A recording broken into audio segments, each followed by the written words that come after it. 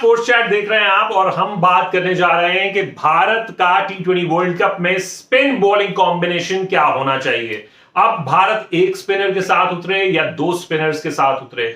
मेरे विचार में एक चीज तो साफ है कि भारत को दो स्पिनर्स के साथ उतरना चाहिए। अब वो दो स्पिनर्स कौन से होने चाहिए, ये एक पेचीदा सवाल है, क्योंकि आपके पास एक तरीके से देखें तो वैसे तो तीन स्पिनर्स हैं, लेकिन एक ऑलराउंड ऑप्शन भी अवेलेबल है। और क्या आप उसके लिए जाएंगे?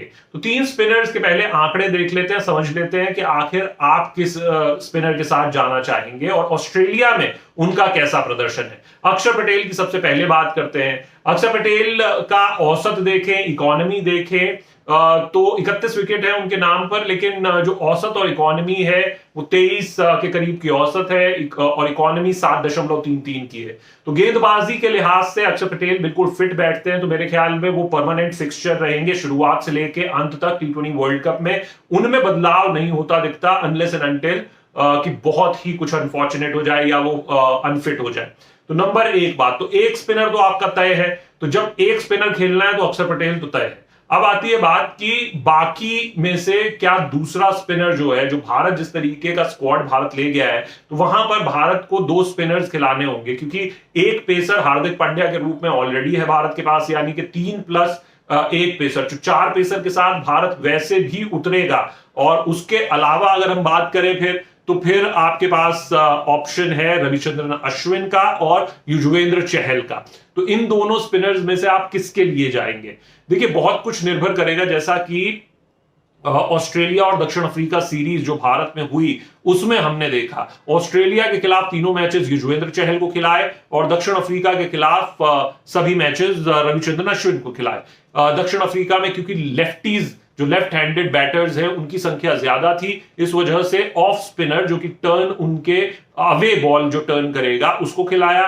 और जो ऑस्ट्रेलिया है वहां पर लेग स्पिनर जो राइट हैंड बैटर से बॉल अवे टर्न करेगा उसको खिलाया। तो कुछ इसी तरीके की रणनीति मुझे ऐसा लगता है दूसरे स्पिनर के चॉइस के मामले में भारत अपनाएगा। हालांकि आप जब कॉम्बिनेशन पेसर्स का देखेंगे तो उस पर भी बहुत कुछ निर्भर करेगा कि आप किस कॉम्बिनेशन के साथ जा रहे हैं स्पिनर्स में, क्योंकि अश्विन जो है वो आपको एक ऑलराउंड बल्लेबाजी का विकल्प भी देते हैं। जिस तरीके की वो हाल फिलहाल में गेंदबाजी कर रहे हैं वो वाकई अच्छी गेंदबाजी है।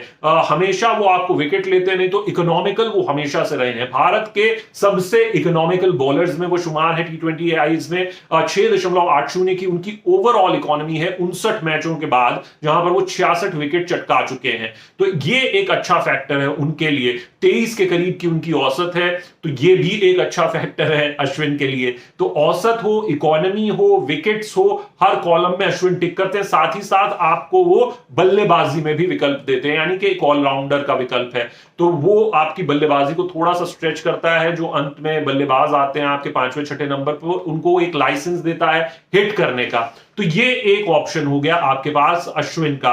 लेकिन जैसा मैंने कहा कि भारतीय टीम जिस सोच के साथ जा रही है कि सामने वाली टीम में, विपक्षी टीम में अगर लेफ्ट हैंडेड बैटर्स ज्यादा हैं तो वो अश्विन को मौका देगी, अगर राइट हैंडेड बैटर्स हैं तो वो लेग स्पिनर युजवेंद्र चहल को मौका देगी। युजवेंद्र चहल ने जो वेस्टर्न ऑस्ट्रेलिया के खिलाफ गेंदबाजी की पहले मुकाबले में 4 ओवर में 15 रन 2 विकेट, वो काबिले तारीफ है। लेकिन उनका ओवरऑल देखें 69 मैचों में 85 विकेट, भारत के लिए T20 आईज में सबसे ज्यादा विकेट लेने वाले गेंदबाज हैं भुवनेश्वर कुमार के साथ। और लेकिन फिर जब आप ओवरऑल देखते हैं उनकी औसत भी 24 से कुछ करीब की है, 24 से ज्यादा की है, 24-64 के करीब की है शायद। और अगर आप उनकी इकोनॉमी देखेंगे तो वो भी ठीक ठाक है।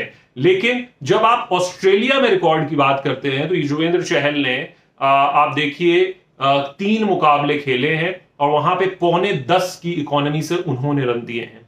ये इंपॉर्टेंट फैक्टर इन दोनों में कंपैरिजन के लिए। 9.25 यानी 9.75 की इकोनॉमी से युजवेंद्र चहल रन लुटाते हैं ऑस्ट्रेलिया में जो गेंदबाजी उन्होंने की है, और विकेट्स भी उन्हें 4 मिले हैं। तो 3 पर 25 उनका एक बेस्ट रहा था, लेकिन फिर एक मैच में ऐसी पिटाई हुई कि सब बराबर कर दिया। तो इस तरीके का प्रदर्शन युजवेंद्र चहल का रहा है। अश्विन की बात करें तो उन्होंने 5 मैच खेले, 5 विकेट लिए हैं। इकोनॉमी उनकी एक बार फिर से ठीक ठाक है और 7.40 की है। तो ये कोई खराब इकोनॉमी नहीं है जब आप उनकी देखते। तो या तो वो विकेट लेंगे या फिर वो आपको रन भी रोकेंगे। तो अश्विन जो है वो दोनों काम कर रहे हैं।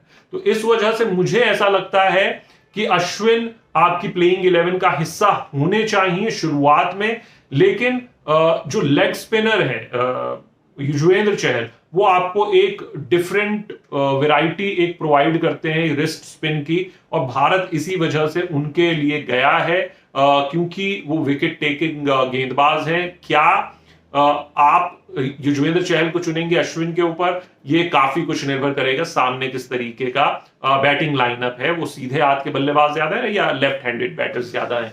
लेकिन फिर एक ऑप्शन और है, जब पिच जो है वो पर्थ की तरह हो, जहां पर की तेज गेंदबाजी के लिए अनुकूल पूरे हालात हैं, वहां पर क्या आप ये चाहेंगे कि 3 पेसर्स और 1 हार्दिक पांड्या के साथ साथ आप अपनी बल्लेबाजी को थोड़ा सा और स्ट्रेंथन करें और दीपक हुडा जैसे गेंदबाज या बल्लेबाज को मौका दें, और वहां पर वो अगर अपने 2-3 ओवर्स जो हैं वो अगर निकाल सकें ऑफ स्पिन के, तो वहां पर फिर वो अक्षर पटेल के साथ वो कॉम्बिनेशन आ जाए, तो ये भी एक भारत विकल्प सोच सकता है। मुझे ऐसा लगता है कि भारत 5 फुल बॉलर्स के साथ जाएगा और 1 हार्दिक पांड्या होंगे, वो भी फुल बॉलर्स है, तो 6 गेंदबाज भारत के पास रहेंगे। बल्लेबाजी लाइनअप थोड़ा इससे छोटा होता है। भारत को सोचना होगा कि क्या वो नंबर 6, नंबर 5, नंबर 7 किसी पर भी दीपक हुडा को उतार कर क्या सिर्फ अक्षर पटेल के साथ जा सकते हैं, क्योंकि उनके पास 5 बॉलर्स तो हैं ही, और जो छठे बॉलर का रोल है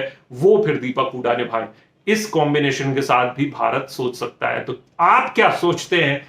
जो आप हमने एक पोल करवाया उसके नतीजे में जो अभी तक आए हैं वो क्या है, वो आप देख लीजिए, और इसके साथ ही अपनी राय हमारे साथ जरूर शेयर कीजिए कि आप क्या सोचते हैं कि किस स्पिन बॉलिंग कॉम्बिनेशन के साथ भारत को उतरना चाहिए।